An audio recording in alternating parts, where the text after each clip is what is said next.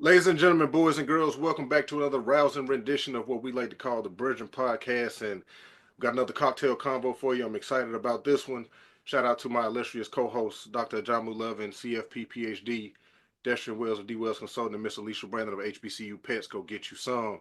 But today we got a powerhouse guest, somebody that I personally know, fellow Tuskegee alum, who is currently reshaping the way that we, and when I say we, I'm talking about people in business, businesses, think about inclusion, economics, and personal data. An award-winning engineer, multi-author, economist. He's dedicated his career to making inclusion measurable. Mm. As an entrepreneur, he established the first international diversity and inclusion certification based on the ISO 3415-2021 standard and effectively reshaped commercial insurance underwriting to incentivize inclusion via a standardized inclusion score. He's also the CEO and founder of InclusionScore. He's also the visionary behind the Keith Institute. Uh, Mr. James Felton Keith. What's Today. good? What's good, man? Thank you for that long intro. Yes, I'm always. I don't know how you feel like when you get like intro. Sometimes it's just like, You be like, dang, I did all of that. like, yeah, Have I done enough? Is that yeah, enough? yeah. Is that too much? Have I done too much? Yeah, I know. All right, yeah. You know what? Funny enough, I was talking to this 97 Skigi grad, and he hit me up like, and I didn't like that this was the brand at this point in time. He's like, I know you're always doing a million things, so let me tell you just one more thing. It's like, nah, at least in my opinion, the way I see my career, I do one thing. It is just bled over into a lot of different types of institutions. Sometimes it makes a new headline. Uh, I have written a bunch of different types of books, but I Yeah, feel like I 12 do in this one thing. book. Like as you said, my career is dedicated to making inclusion measurable. I care about economic inclusion because I grew up as a broke little kid from Detroit. I had to run away to Harlem, really to New York to figure out if I could build companies on my own. But I'm still focused on that one issue. Like, can we better distribute value to people who are undervalued? But when I meet people, they go, "Oh, use with this company, that company," because they're used to. I know people that I graduated with 20 years ago who have had one job. Shout out to Mhm. everybody in Cincinnati at Procter and Gamble. They didn't pick me, and I'm still salty. Yeah, I know. Look, I know exactly what you mean, especially with that, with us coming from Tuskegee and coming out of especially like the engineering and the business programs where we're Yeah, kind of you know we're kind of pointed towards the yeah, companies that we consistently see, the Procter and Gambles, yeah. They the come to us. Yeah, Caterpillars, and all of those, the Raytheons and stuff. And then for some of us, like myself too, we didn't get the internships. We just get we got right. out of there, and some of those people they got locked in, and shout out to them because they Yeah, got that steady job. But yeah, I definitely understand that. But before we get started in typical Brethren fashion, I hope that we have a wonderful conversation. Gems get dropped, and people are blessed by the crumbs that fall on the floor. Cheers. cheers to that. Yeah, So, my first question in that same vein is because obviously you graduated in mechanical engineering. yeah. What inspired you, and at what point did you decide or notice that inclusion was like where you needed to go, because that is completely outside of engineering. It's not a some would almost say it's not a tangible thing, but in essence, your engineering mind has created something that was non-tangible and made it tangible. I love how you know what? Hats off to you. I feel like you get even the bio that you went. That wasn't a standard bio. I mean, I think you went into some of the stuff we normally use at the end, but you again, you be sitting over there thinking. A lot of people ain't. So, but I feel like I've had maybe three careers that have grown onto each other. I started as a mechanical engineer. So when I left Tuskegee, similar to what you were saying, I didn't get the offer. I had a bunch of great interviews, P&G, Ford, et cetera, didn't get them. And I got my first job. I still got lucky, but it was as a contractor with Chrysler designing seats on the Chrysler 300. I told my future boss at the time that she looked like Michelle Pfeiffer because when I was growing up, Michelle Pfeiffer was like my Catwoman because Mhm. my Batman is that Michael Keaton Batman. And when I look back at Judy Wicks, was her name? Shout out to Judy, who used to be at Chrysler. She didn't look nothing like Michelle Pfeiffer, dog. But I grew up in Detroit. I grew up very black. We didn't know white people. And so I thought all those white women looked like Michelle Pfeiffer. Anyway, she was flattered. She gave me a job. I started as an engineer. And when my career changed in the mid 2000s, it was really specific to like automation. And I started to see that if we could identify the process with which we do anything, like change the flags on the wall behind you, we could make it more efficient, we could automate it, you name it. And it kind of blew my mind when I used to think about automation. I used to think about robotics specifically. And then I started thinking about it from an information IT standpoint. And I happened to start working at Hewlett Packard. That work got me into and got me super curious about what are the process. I started to realize everything was a process. We talked about that at Tuskegee, process engineering, industrial engineering is definitely a proxy of mechanical engineering, but I hadn't really put that in place to go everything that we do as a society, as a species, as a process. And I was like, man, if we can refine these processes more, we could really deploy process to, kind of achieve any goal. And, I just tabled that. But maybe about 5, 6 years after that, in the 2010s, my career changed and got political. And I mean, it's just, it all kind of built up to this inclusion play, which really didn't start till I would say around 2020.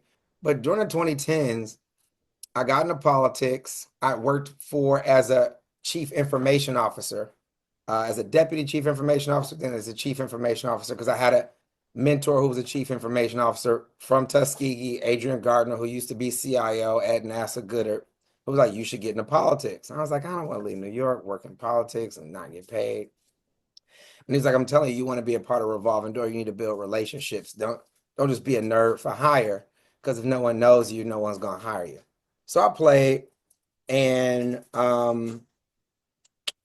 I got fired because at that same time I was like coming out, or thought I was trying to, and I got offered this opportunity to be a board chair at the LGBT Chamber of Commerce.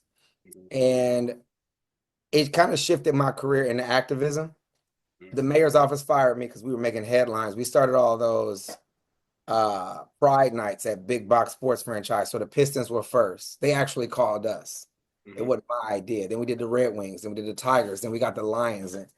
And the mayor's office was like, you making too much noise over here. So for young people out there who are thinking about, where they work and how they work, it's really important to understand what your company's true product is. And when I was working for the mayor of Detroit or a politician, I didn't realize that their product was communications, and I was screwing up their focus on their product. So anyway, they fired my ass, and it made me a bit activist. And then that changed me to when I actually ran for office. On the heels of that, I was still doing engineering consulting work. And I worked a lot in cyber. I know this is like a long answer to your question, but I started doing a lot of work in cyber, writing cyber policies, both here and in Europe.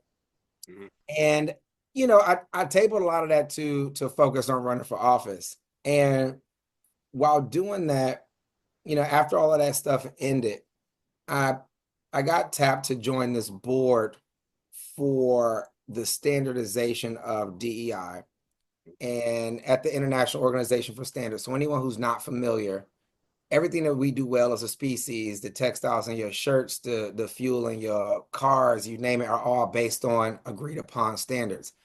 And it's not just that like some genius came up with the standards. What makes standards valuable is it's really a consensus. It's a caucus of people who don't necessarily agree. We disagree until we agree, till we get some set parameters that we know we're speaking about as we do changes. And I realized around 2020, as the pandemic was starting, and I was like, what am I going to do with my life after running for office? Because I peaked out. No one's going to hire a dude who ran for office and got some votes and is on the internet to come be project manager at Corporation X. I kind of had to be entrepreneurial because I was also unemployable. I'm also a bad employee. You hire me, I probably hack you, take all the data, try to sell it. You know, I'm a bastard about it, at my core. I want to break stuff. And so what I did around 2020 is I started referencing a lot of the policies and processes that I saw for like IT service management, IT distribution from the 2000s and early 2010s. Like cybersecurity, if people are not familiar, is a standard. The way you would define cybersecurity is ISO standards, ISO 27001. And as you define that, we can process what goes where sequentially, what kind of tests and exams an institution needs to have to protect itself. And we can also rank which institutions are least and most risky, who's more available, who's going to get hacked by James and who not.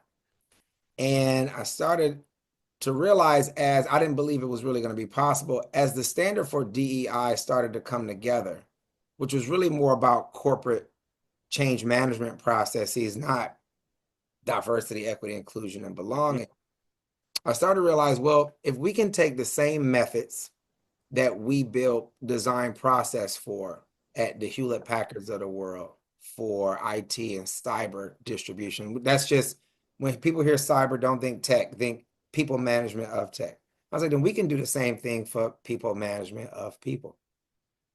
And so what I started to do, well, at least with this latest company, with InclusionScore, was we took the international standard, we automated a workflow process to tell companies this is how you should execute it well to be least risky.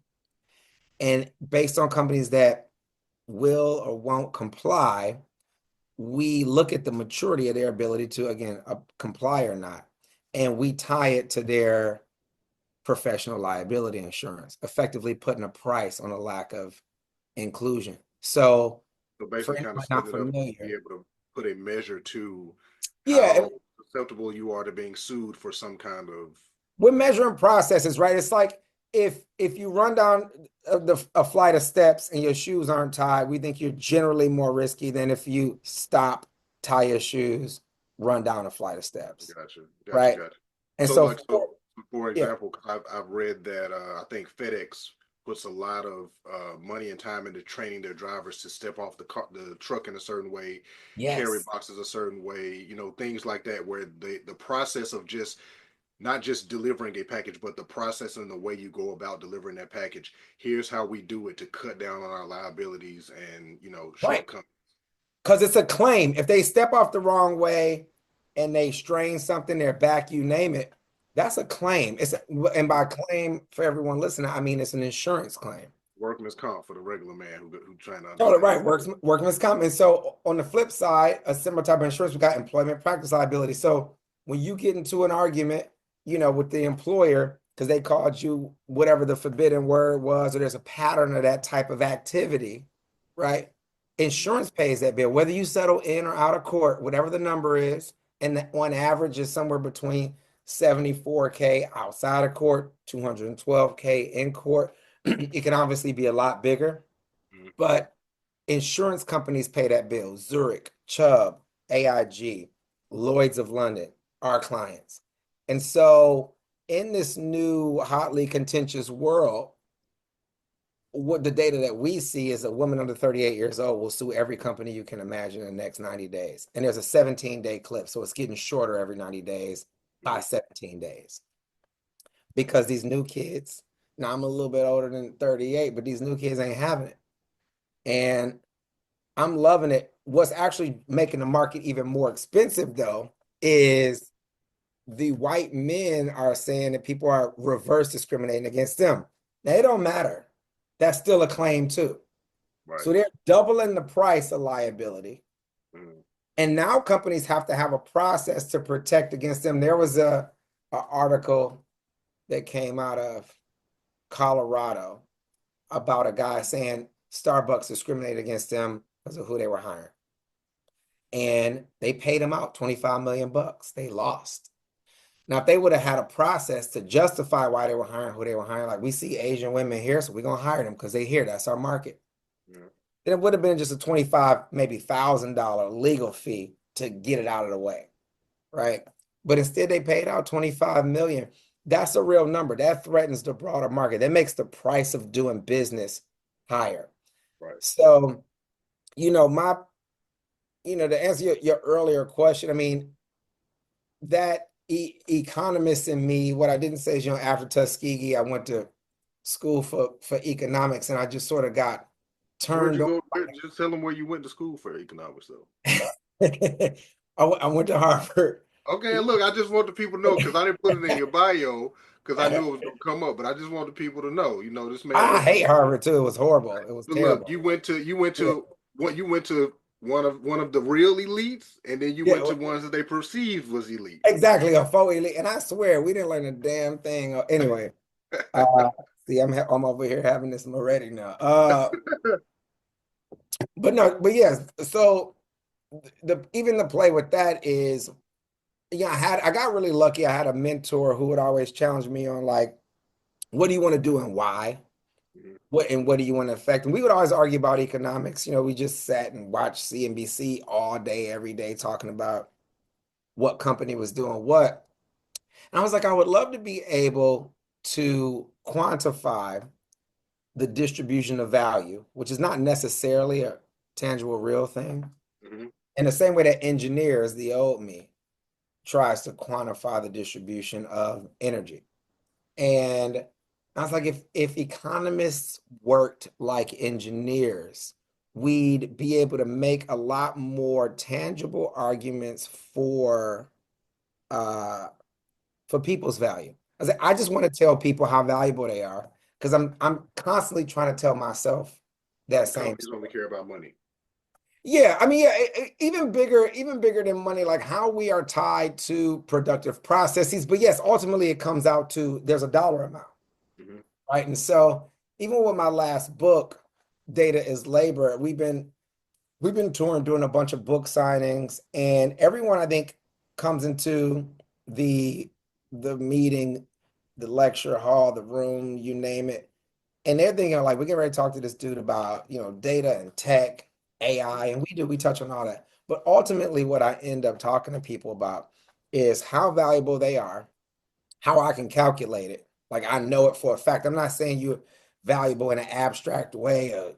You are loved, Viola Davis, you is Right. kind. I'm like, it's a real damn thing. And you're not capturing it. Like, you're owed this piece of the pie that you don't even know you have access to. You don't even know to advocate for it yet. And I mean, that's always been my argument. So even while, I have these new companies and we're chipping away at this, tangible problem that we can generate revenues on, I've been mulling over this one issue for maybe 30 years. I remember, being 10 when my parents split and we lived in the burbs for a minute above Detroit, and we went to this all-white school. And you can look at me right here on the camera. I'm like the yellowest dude on the planet.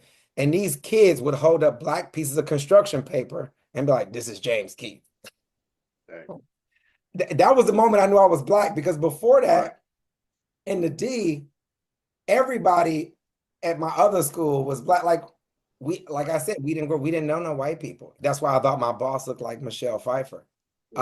Um, and so I didn't realize that I wasn't the cool kid and that I was other until we got up to Farmington Hills, Michigan. It just sounds different, Farmington Hills. I think Yeah, either it hill. sound it sound it sound white. Yeah, it don't sound like Detroit, and now I meet people I from definitely Farmington don't. and they in New York and like, yeah, I'm from Detroit. I'm like, where? And they're like, well, Farmington, but I'm like, all right, that's cool. But Awesome. but I mean, that's really why we got here, right? It's I'm concerned with the value of people. I'm concerned with the value of myself. It drives all of my work. And inclusion, unlike the other terms in DEI or even the abstraction of value, it's a tangible thing. Inclusion is a process. It's a thing we can actively toil away at. Like, diversity it's evident. It's evident. Arguably 8 billion types of diversity on the planet. We track 27 types because those are protected classes. Equity is a choice. Some executive has to be compelled to give you equity if you can make a good argument about your value. But inclusion is more tangible. And so as I became the engineer and economist that I became, I was constantly thinking, how do we build processes to deliberately include people? And then they'll hack the system on their own. Like I don't have to work hard to get systems to change. If I inject the right people into the system and incentivize them to advocate for themselves, Mm. it'll change. Like, and it may be incremental, it may be over time, it may not be as fast as some people want, but I've seen it happen over and over again. Um, so that, I mean, that's been my work, this latest version of it, which is hopefully, my last version. I just want to scale this company, and do that. But, this work is making, for the first time, we have a price Right. for exclusion. And it's the ultimate, I think, capitalistic or, inclusionistic or inclusive capital, however people want to use the word, argument for why we should play nicely in the sandbox of life. Now, that don't mean that tyrants won't come along and try to still disrupt stuff. We see that right now.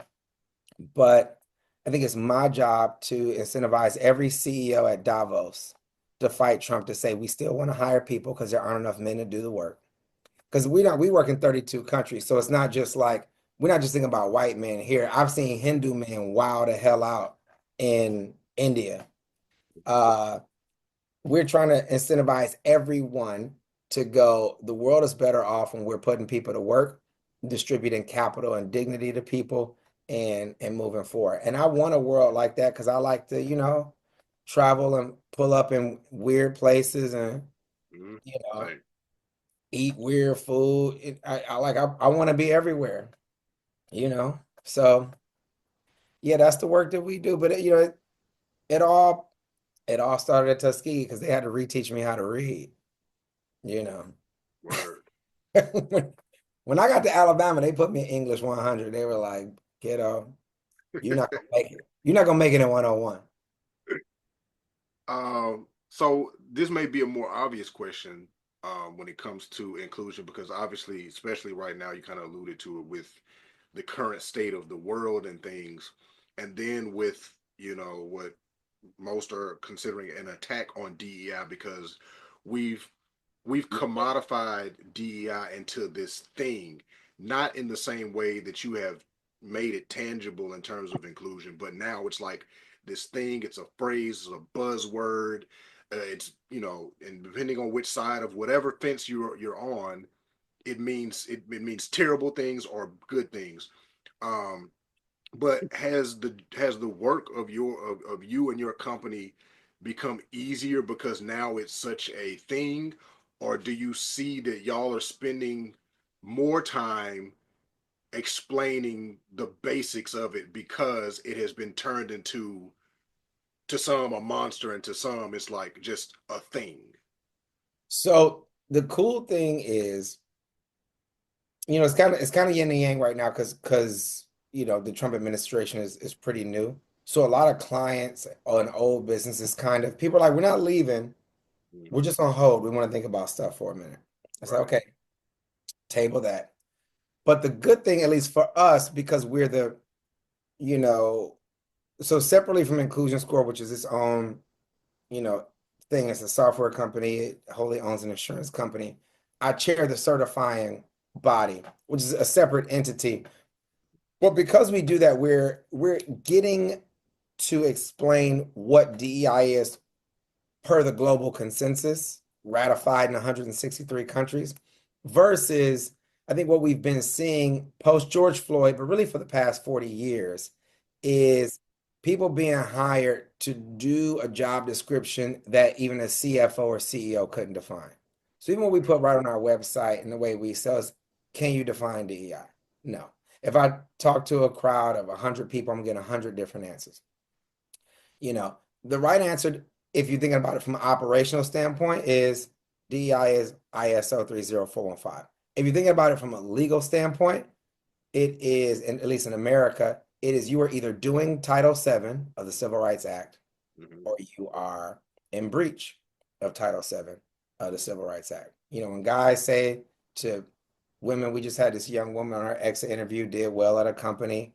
I teach down at Georgia. She was in one of my classes, and then she was interning with this company, and they were giving her a rave review at the end, and this boss thought he was giving her a compliment. He's like, "Man, if you were a man, we would have gave you double. Like, you were so good."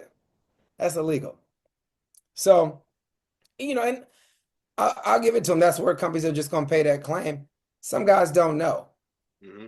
Women have only been in play able to play sports, get bank accounts, get gigs starting in 1972. A lot of that stuff wasn't really enforced and pushed out until the late 80s. I was a little kid at that point. We're just getting acclimated to what it means to have women in the workforce. And I harp on them more than the other minority categories because every other category is really tiny compared to them being 51% of the population. And now they're all, per when we were in school, they're all better at the gigs than we were because to learn how to read and count, that's gay, is lame. So only the girls can read. My sister is better at everything than me.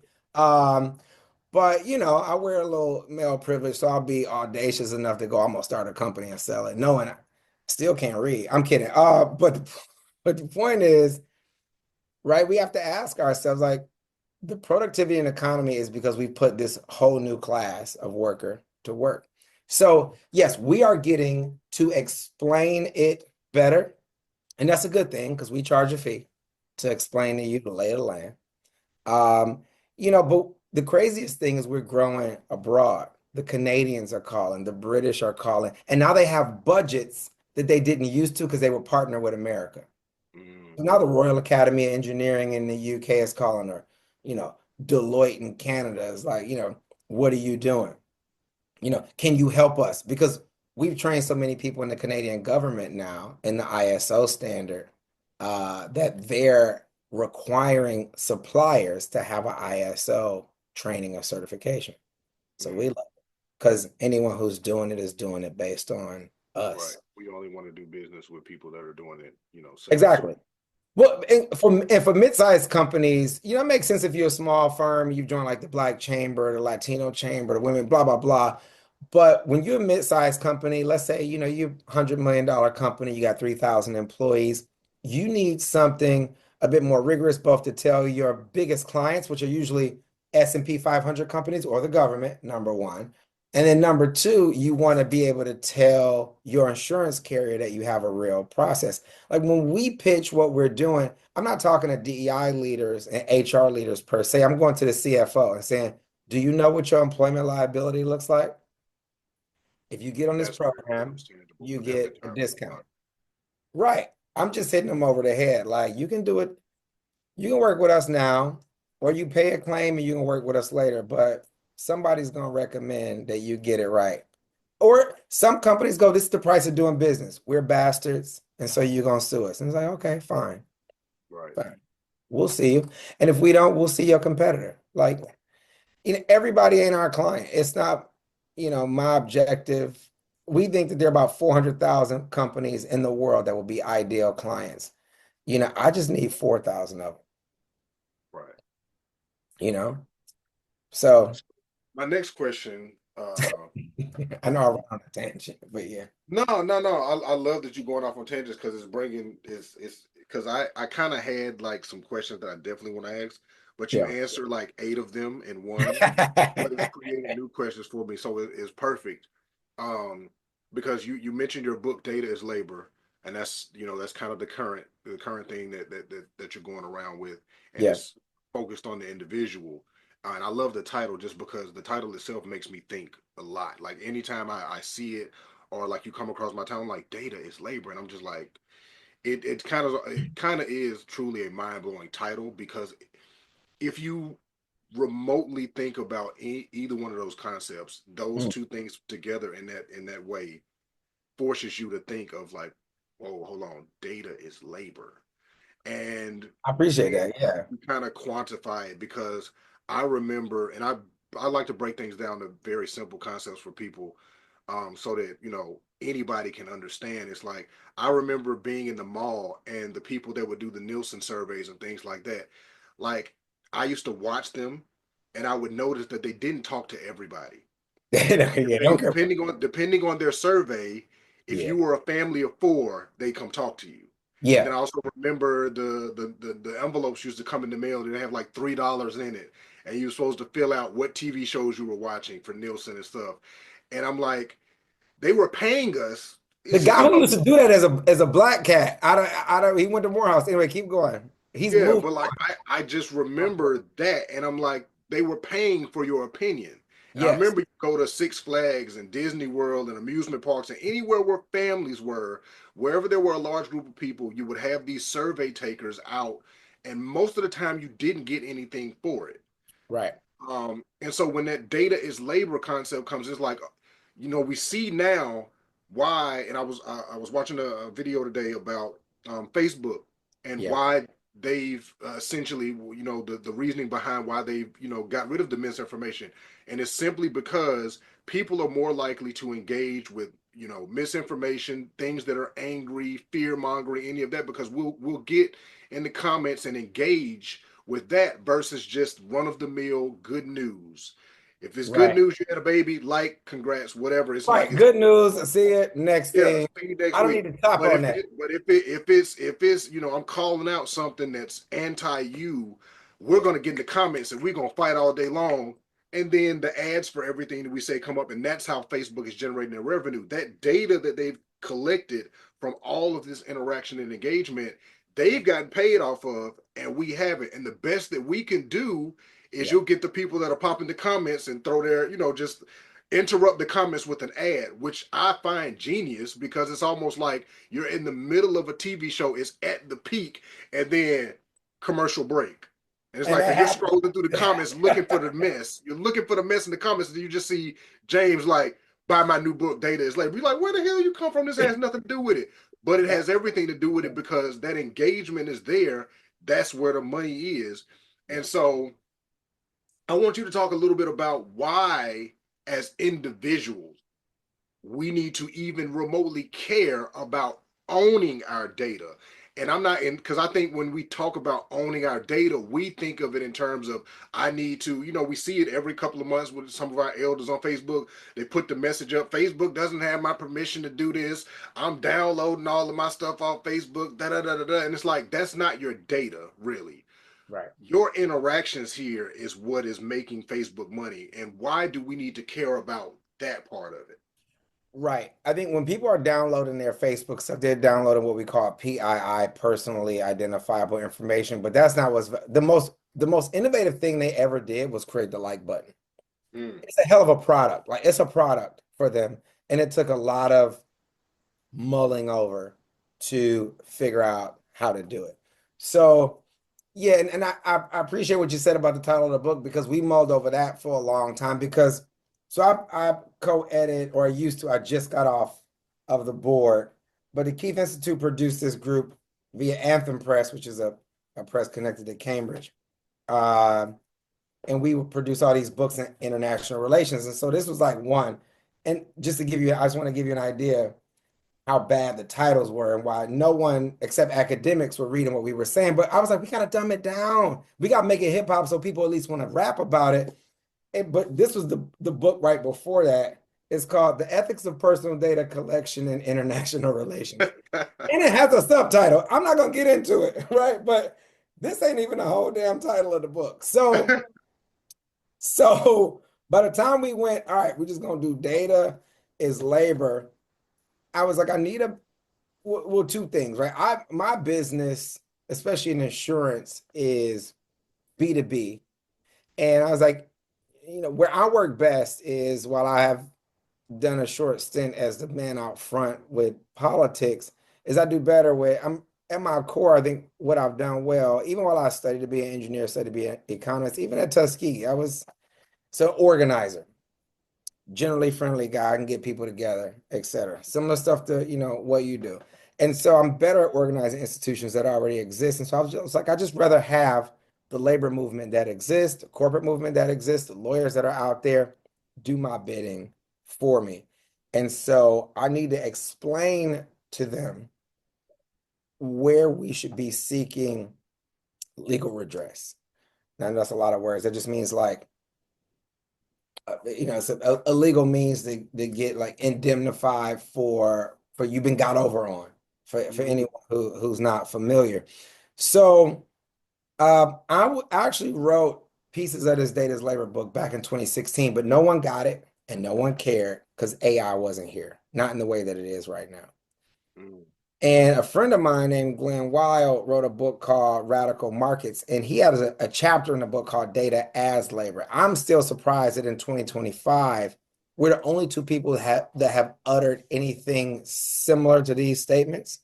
Mhm. But anyway, as we're here, the concept of data as labor is really pervasive everywhere that we participate. I like that you mentioned Nielsen, which is a type of data we would call panel data. And then you got, Facebook, where we think about social media data.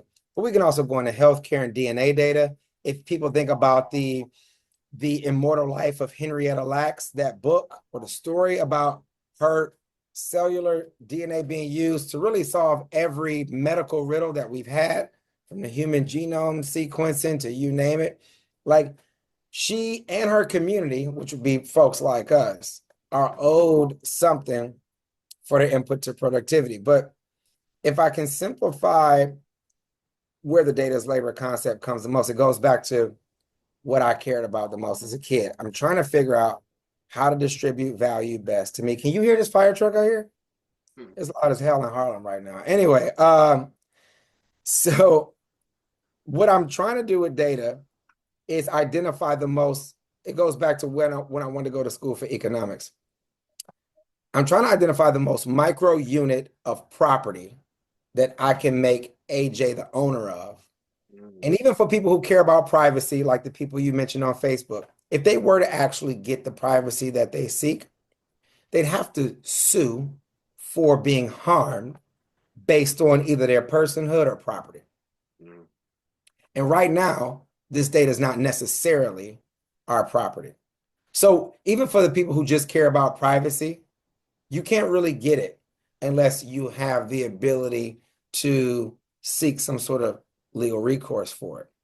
So before we can even write legislation to teach people or to give people the right to ownership, we first have to have a conversation about what the hell data even is. People don't realize that there is something out there that is making the economy move that they don't have any access to.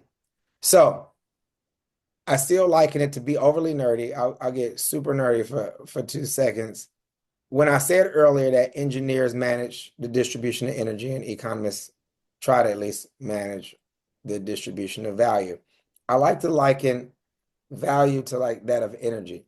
We learn usually in around the third grade, maybe later for some folks, that energy, well, energy cannot be created or destroyed, but it can change form.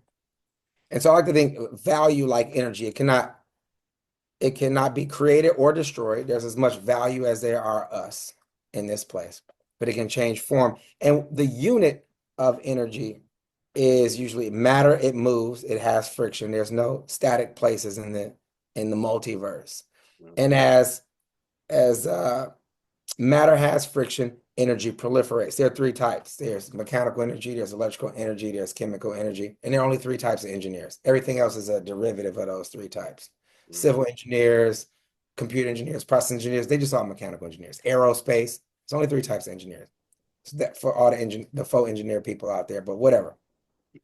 So when we move that over into economics, instead of matter having friction, right, where energy proliferates, and this is how we turn value into a tangible thing, because energy is a real, tangible, physiological thing. We Right. don't always do a good job of trapping and measuring it, but it exists. If we think about data transacting, which is similar to matter, right, having friction, value proliferates, just like energy proliferates. And what I'm arguing in this book philosophically, and then we get into the practical use cases of it, is that, and we hear this on the internet now, like, oh, data is a new water, data is a new oil. It is neither of those. Data is the new matter. And we will put a data point on every piece of matter that we can identify. So it is everything that matters. It is so much bigger than whatever the hell oil and or water even are. And so as we endeavor to measure everything, which is one of our goals as a species, we will start to see your value transpire. back and forth between you and your wife, your family, your community, your work. And what we're arguing is to make it more practical. Even on your jobs, when we acknowledge your wage, we can acknowledge it as a retainer for your time. Wages are good, they're fine. If I invite you to the table of productivity and I pay you to come to the table I'm sitting at right now, we create something together, this book on the ISO standard, and I pay, and then you go on about your way. You got your money, I got mine. We create a thing. Let's say demand for this goes up, it swells in productivity. The question should be asked, what are you owed for that continued productivity over time? For your data, your input to this book, and your input to this book could be 3%, it could be 33%, it could be whatever. That's debatable, and that's something we probably should argue about, either in court or with a mediator or privately to get you your money. But the truth is, there is a number. Your value does not stop at the wage that we paid you to come to the table of productivity. It swells. And most people are not participating in productive processes that produce products. Those are things we can touch, and services, things we can't touch. Companies only sell those two things. They sell shit we be touching and shit we can't touch. And they ask all of us to come to the table of productivity. Nielsen, when they interview your family at the mall, is creating a product around what y'all say y'all will buy. They're like, oh, these kids, the dad out here buying blue shirts. Sell blue shirts. Blue is in. Right. Not red. He won't buy red. We know he gonna buy blue. If I know you'll buy a blue shirt, even though I'd like to sell you a red shirt, you may be available for a red shirt. The blue shirt is the cheapest for me to sell you because I already have data that you will buy it because I see it. Right. And I don't even need to take panel data on that. I'm just extracting that from you because I got a camera in the mall. That's data too. I don't need physical surveyors now. I don't need you to toil. So Facebook now, you're willingly just giving me information on yourself consistently. Right. Because when you Facebook, you're putting your Bro. age, where you're from, All of it. Are where you All of normally it. check in. They seeing what you really doing, right? Yeah. They're like, what will he buy? You're checking in the store. You're All of tagging. it. You're tagging all of the brands that you buy. Right. You're doing hauls, and that brings me to the next piece of that question, to kind of get it to that where people understand is because I see it a lot, and I've been working in social media for about 10 years now, with social media management and in that realm, and so I look at the data and the statistics consistently, the demographics of listeners of the podcast for the different pages and websites that I manage, the traffic that comes in, and it does help you make informed decisions as a business. Like, okay, if 18 to 34 is 90% of my my target, who's listening, I need to start talking to them, start directly, doing things around them. But then I look at it as, we see things go viral, and we see a lot of cases where people have gone viral, and on the back end they're running to catch up to profit off of their virality, because like you said, they weren't creating a product and they weren't creating a service. But they put this data out into the world and this IP essentially, but they don't even own whatever the video is that made them go viral. Back in the day, we had an America's Funniest Home Videos, and if you were smart enough, you sent it in, and hopefully you got something for it. But the vast majority of those people that sent those videos in got absolutely nothing but the chance to tell their family and friends, my video was on TV. We sent one in there actually for my parents' wedding. One of my aunts fell on the bouquet toss, and another one of my aunt's wigs fell off, and we sent it in there, and it made the cut. But yeah, it didn't win, so they didn't get the little, because they would send out a little check, but we didn't get a little check. We just sent in and embarrassed our aunts, our great aunts, my parents' aunts, my great aunts. Yeah, if you're one of the top 3 or 4, they invited you and the family out. They paid for your plane ticket, which was cheap back then. Have a nice time. Put you up at the Holiday Inn, which was top notch back then. And if they had a pool, the kids was happy.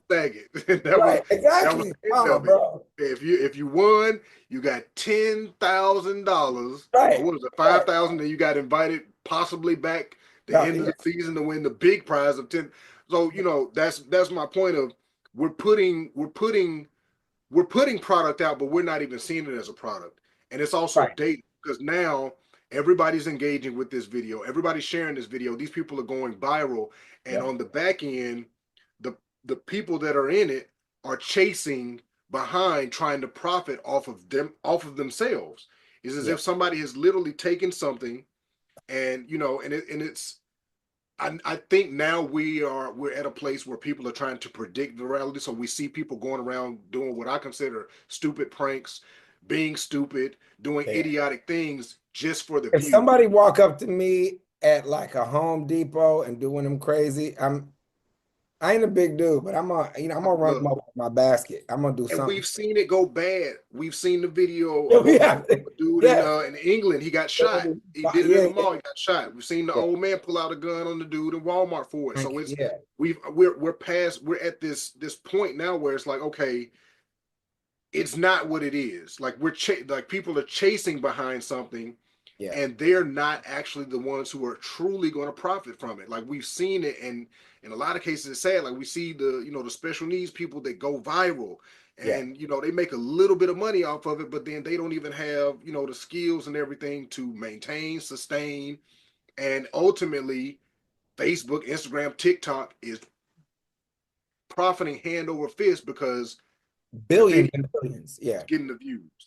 So So yes, and there is again, and I'm not even saying we can't do, back to the America's Funniest Home Videos reference, fun time stuff like that where we have a competition, a winner gets a prize.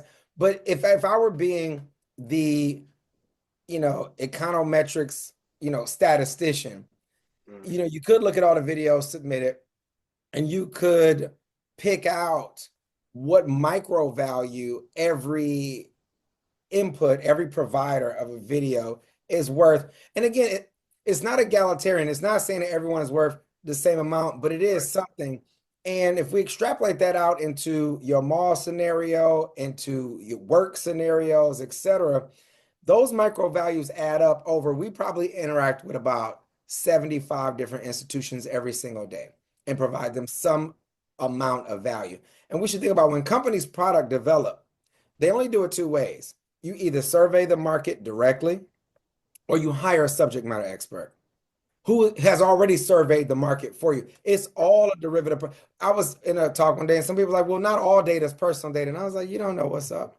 Everything is a they don't know derivative about cookies. of They don't know personal about data. cookies on the I was like, website. you in the audience. I was like, don't do that. Don't get beat up by a man with a microphone. I'm prepared for this particular conversation. I don't know other stuff, but I don't do that here. So anyway, as everything comes from personal data, I think the argument starts to get made in my calculation per last year alone, right? I think there's about $2.7 trillion that's missing from everyday, just Americans' pockets. And I look at the 7.5 in, gross profits and output. And so I wrote an article years ago. And again, this was the first time we wanted to publish this book. But again, no, people were like, I don't get it. It's too abstract. But AI and social media and everything is starting to make it realer to people. In CoinDesk, which is like the big crypto magazine for folks who are unfamiliar, I wrote an article about a new stakeholdership class. I was like, so we have shareholders.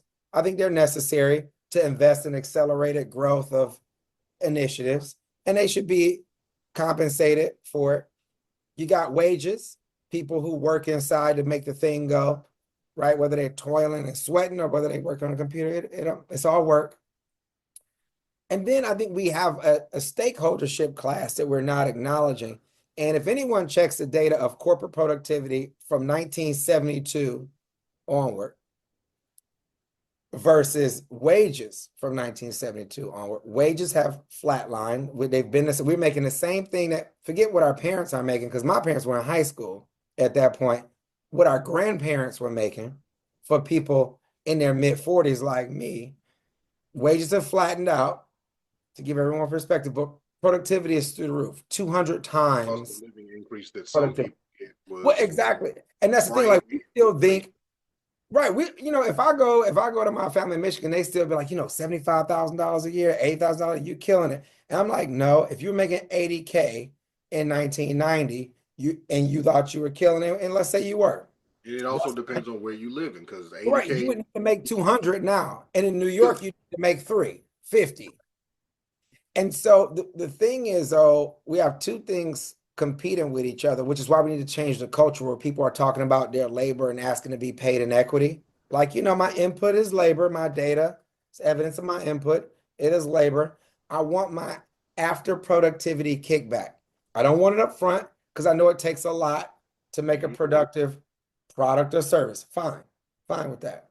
So I'll take my wage. But if we do something really valuable, especially if we do something really valuable for cheap. I think about the grip and the lighting guy and the sound guy and the cast people on one of my favorite movies, Get Out.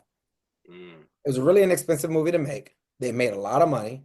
And the problem with right now, as I talk to entrepreneurs, is, and they don't always agree with me because, people are desperate. They want their dough, and you invest a lot of time and expertise in building your company.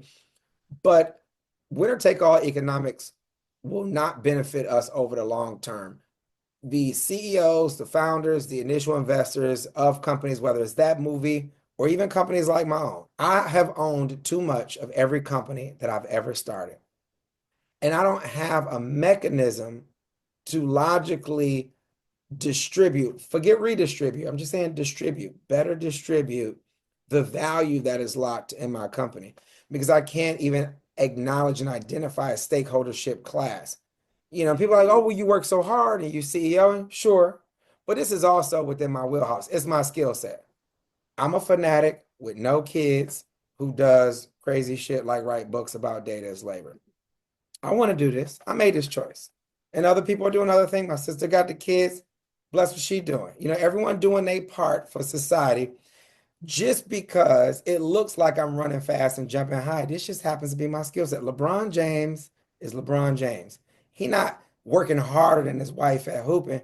He is 6'9", 250-pound giant that just scared the hell out of Stephen A. Smith. But anyway, that's a separate conversation. My point is we are overcompensating ourselves for what's actually just our skill set. Now, I'm not saying a boss isn't worth twice as much, 10 times as much as the team. I'm not saying it's egalitarian, but I am saying when you get to 100, 1,000 times the value, you're actually stifling the valuable and the ability to give wise input to everybody else who's in the system. And that could be a corporation, it could be in a family, it could be you name it. And as we are in the society of growingly working poor, people are too desperate to advocate themselves. It's fertile ground for fascism. It's fertile ground for authoritarianism because when everybody is broke, everybody want daddy to come fix it. And it don't matter whether we talking about, you know, poor people at the strip club or whether we talking about poor people in Idaho. They just want somebody to fix it and make the pain go away because they're too poor to invest in it. And that is bad for human interaction in general. That's where you get the depression. That's where you're exactly. That Yeah. that's exactly how we get there. And so again, the new argument just has to be that people are valuable. We have a mechanism to distribute that value. And we have to ask ourselves, are we going to go out and get it? And we have to challenge CEOs to say, like, I've got a pool separate from the employee equity pool at Inclusion Score that I just plan to distribute to people who interact with our product. For instance, if I get the city of Atlanta, which we have, to leverage Inclusion Score to deliver DEI, the reputable city, it immediately increases my value, especially when I go into Charlotte, Detroit, Philly, Houston, LA, London, you name it. As I think we can redistribute, and we have a method internally to redistribute that value because we are looking at, as we are an insurance company, the risk of all our potential clients based on what a few of them do. So we're measuring who's the best in class and the worst in class. I can distribute that value. And when we talk about the people who work with our tech, is some administrative lady at a city my mom worked for, something like she worked for the state. You know what she would do if she got a dividend for the productivity of her input to our product every month? My mom would flip out for $50 a month or 200. or 1,000, whatever Andrew Yang was talking about, $1,000 a month. Right. I think that number is accurate. If he gave everybody $1,000 a month, or if Hillary Clinton, who wanted to run on basic income, did, or Kamala, who considered it, it would still come out to about that $2.3 trillion number. We just be distributing people their financial safety net. Or we could do ourselves one better and just pay for everybody to have health care and get their teeth cleaned and all the other shit that they want to do. Very We could build simple a bunch of houses. In how many countries at this point? They do it. My friends in the UK call me and laugh and go, yeah, I came over here, met somebody, got married, my kids got health care. I just had this American woman she said that to me earlier, and I'm like, yeah, we gotta pay Yeah. for healthcare. So astronomical numbers at that. So the value is there, and again, it's that 2.5 plus or minus a couple hundred million. It's every year, right? It's not that one-off number. That is how much value we are transacting. That's how much energy is out there. It is just trapped in the hands of too few people. When the people who are valuable, like if I can manipulate a business, fine, but when LVMH hires Rihanna to sell, skin tone colored draws to brown people across the globe, there's a Harvard case study showing they're willing to pay a 16% premium for that instead of the white Fruit of the Loom Madonna draws that we all used to wear in the 80s. And so there's a price, right, for being affirmed by the color and size, again, of your draws.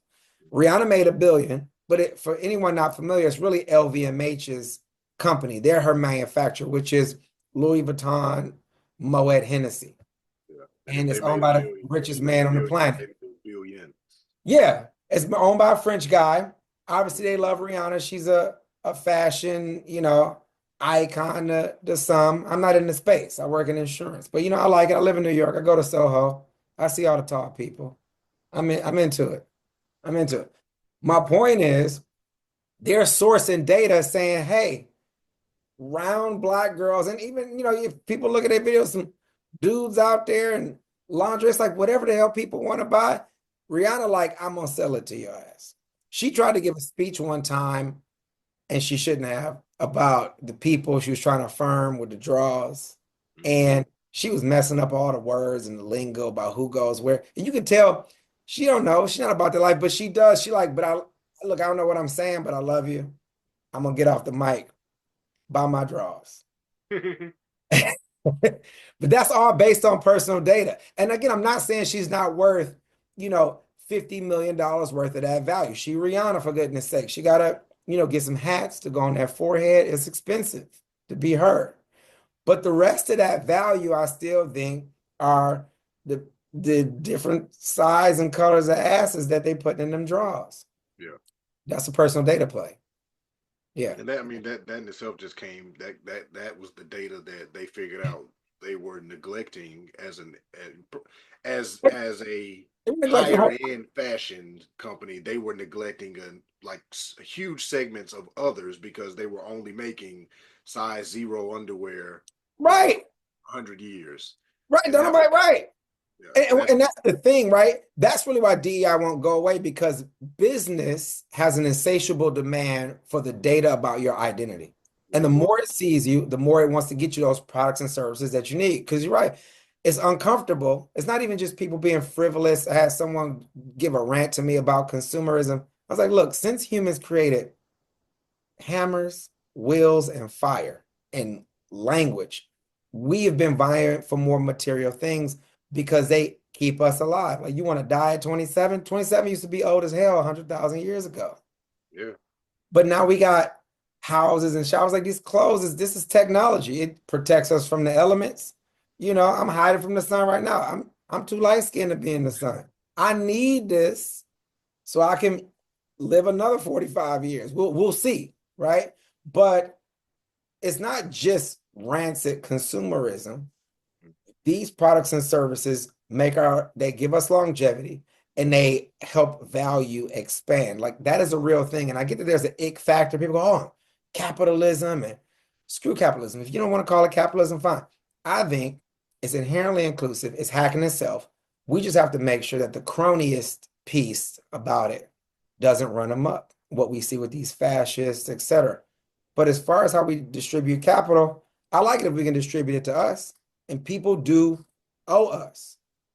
You And I know, think that gets to a basic point of if that capital is now distributed, then as especially in America, I tend to lean towards the fact that we overconsume as a unit. we do, we do. So it's like if we got more, we buy more, and we're just good that we're just naturally going to do that Yeah, because, like you said, we got more. It's like if I like this blue shirt, if I have the expendable income, I'll buy a bunch of these blue shirts, and I'm gonna open up my closet. It's gonna look like the cartoon character where he got all right, blue, all right. jeans, all the same shoes. Like And that's people do just what go we there. inherently do. The counter economic argument for what I'm proposing is that it just spurs inflation because everybody can afford stuff, Mm-hmm. and the inequality persists because the price of goods change. I think, and that's an overly nerdy argument for people who aren't considering things like inflation, which occurs based on our demand. But my counter to that is I think we can get to a point if we differentiate who controls the majority portion of the ownership stake in the market, where we will eventually better distribute products and services. I think economists who make that argument also about inflation running up if we all have enough money about all the blue shirts forget that we are gradually bringing down the price of productivity with AI. For anyone not familiar, Mark Andreessen, who's maybe the biggest venture capitalist in the country, he's a partner at Andreessen Horowitz out in Silicon Valley, tweeted a couple weeks ago. I posted about it, but nobody followed me. Anyway, he tweeted that he wants to see AI scale and replace jobs to get wages to go to zero, to get productivity to go through the roof. Right. And so, That's a scary concept for people. well, it is if there is no mechanism to still get value into people's hands. Forget whatever like capital is. Capital is a tangible representation of value. If we're not saying people are X value, it doesn't matter if productivity goes through the roof because it's $0 to produce anything if people can't warrant the things that they do find value in. And a lot of these technologists think that way. They think we want to create an earth where everything is just producing for us and we get to this potential utopia, but it will be quite dystopian because all of us won't participate in the same way. It's naive. Mm-hmm. It's That, naive. that So, I love the concept of utopia. When I first like found that word, I was like, I yeah, didn't we think all do. I didn't think that there was a word to describe this perfect scenario. Yes. And then Yeah. then I found like, oh, utopia is what it's called. And then once you create that concept and introduce it to people, then the counter comes. It's like, Yeah. I always feel like if there was no word to describe it, we probably have a better chance of getting there because people, people wouldn't necessarily know what they were arguing against. Because it's Yeah. like, oh, we just live in this place where everything is free and everybody has as much as they want. There is, there's this perfect amount. There's abundance but there's no waste. And they're like, but how? Because one has to have the other. There's this yin and yang that we're tied to, and it's like, it becomes this whole thing. So yeah, but yeah, Yeah. like with utopia, especially when you're talking about an economic utopia, Yeah. I think we gotta do it like how people say how you eat an elephant, like one bit at a time. It's like one basic thing that we can't even get here that we've seen and see in other countries is free healthcare or even better healthcare or cheaper healthcare. We Yeah. can't get there. And it's like this, obviously with capitalism is the portion of it that keeps it from happening. And we as a unit, as the consumer, kind of like even I look at some of these polls and then taking statistics and understanding them is like if I interview 10 people and all 10 of them say the same thing, I could be like 100% of the people surveyed think this, and Yeah. nobody knows that I only interviewed 10 people at a Republican convention. And it's like data can definitely be manipulated, especially when we're talking about statistics.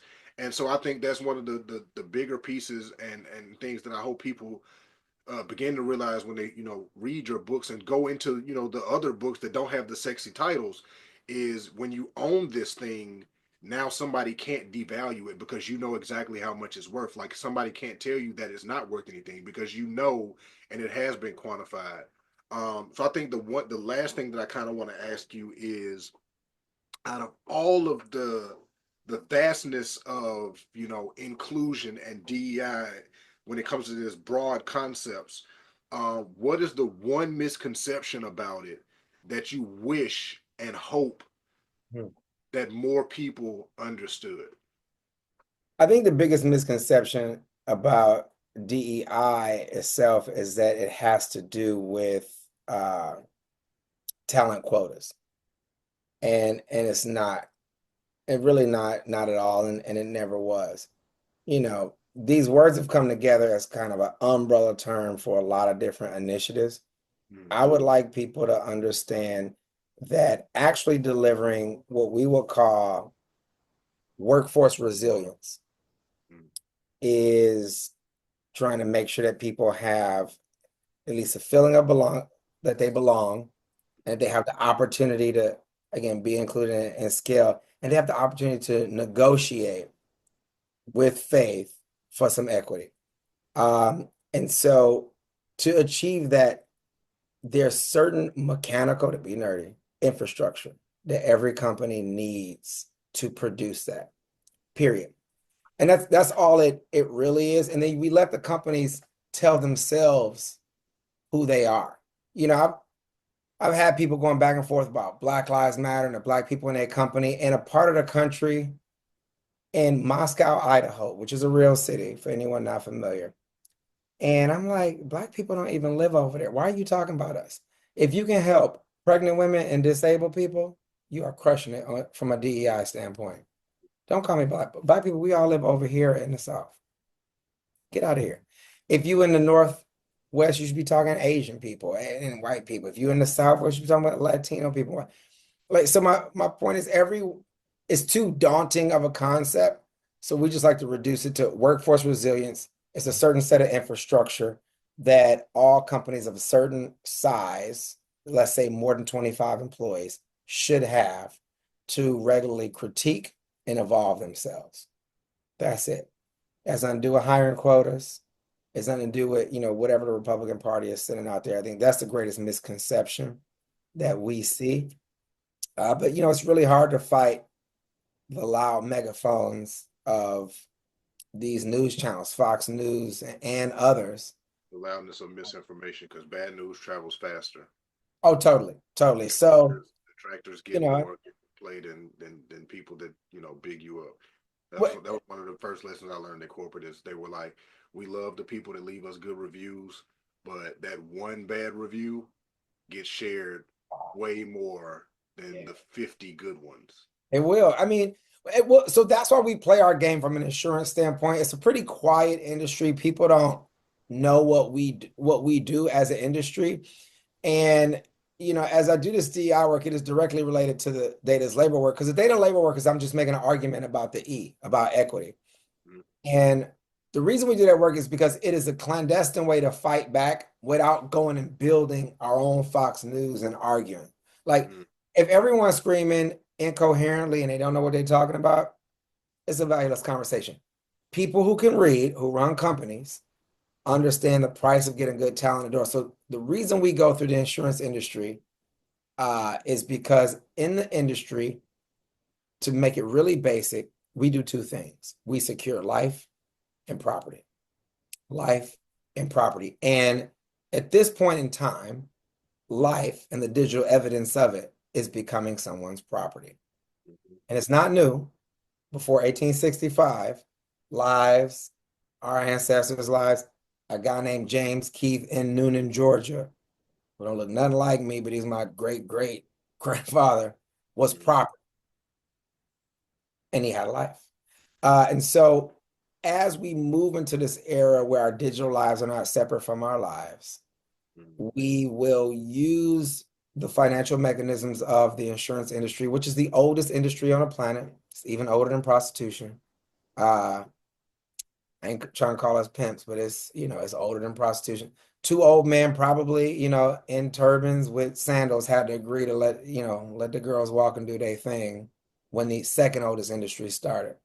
And that's a trust, right? It's allowed to happen. That's insurance. That's securing life and property. It's like, don't nobody mess with them. They're running a business. Real talk. Somewhere in a sandy place, far, far away. Anyway, everyone can imagine it. Moses and Muhammad, they arguing over it over there, and they're like, let them girls hang out. Anyway, I get off on a tangent, but that's all we do, right? And that's the real way we fight back the loud megaphone of whatever's happening on Fox and the White House is we change the financial incentive and we make the amalgam of CEOs push back because it is true that there are not enough men to do the work and that we're doing a poor job of distributing equity and people are disgruntled because of that. And we want to keep the peace and put everybody to work. Like capital is the great choir. Like it tames the beast. It stops us from trying to cut each other's heads off because it is true that we don't like each other. And that is why things won't be egalitarian. I don't like having people, when I go places, people are like, we should hang out. It's like, I want to hang out with you. I don't like people. Yeah, I definitely don't like you. I don't really like people. Everybody that was such a great talk. We should do this and that. It's like, what are we doing? People are like, oh, I just thought we would. I'm like, there's a fee tied to that. You think I ain't got better stuff to do with actual cool people? You not invited to homecoming. They be like, where's Tuskegee? Like, beat it. You got Google. We not friends. I'm just trying, but I think you should be allowed to have a fruitful life. You don't need to be my friend to live a good life. Anyway, so I didn't say it too much. No, man, you said just enough, man. I definitely appreciate you for taking the time to have this combo. Hopefully it was insightful for everybody that listens. It was definitely insightful for me. I encourage everybody to go get the book Data is Labor. And once you get through that book, go dive into the ones with the non-sexy titles, like I said. But JFK, as some people call him, tell everybody where they can find you online. I'm on the easiest place is just jamesfeltonkeith.com, or if you just Google James and Felton Keith, a whole bunch of stuff will come up. I'm easiest to find that way, whether you're on social or you're directly on the websites. That'll even take you to the Keith Institute site. Yeah, and it points everybody back out to everywhere else. So I'm just saying, yeah, at jamesfeltonkeith.com. Other than that, I'm usually hiding in Harlem. And if I see folks out, sure, let's have a beer. But I'm not coming to fucking district to hang Catch out. it where you catch them. Otherwise, it's a fee attached. Otherwise, hey, jamesfeltonkeith.com. Otherwise, you can Google James Felton Keith. Once again, I appreciate you for having this conversation with me. Y'all can follow us and listen to all of our episodes on all your digital service providers at the BREADren Podcast. That's BREADren spelled like bread, BREADREN, because we always talking about bread. You're always getting bread. At BREADren Podcast Series on Facebook, at BREADren Pod on Instagram. We love y'all. Ain't nothing you can do about it. Peace.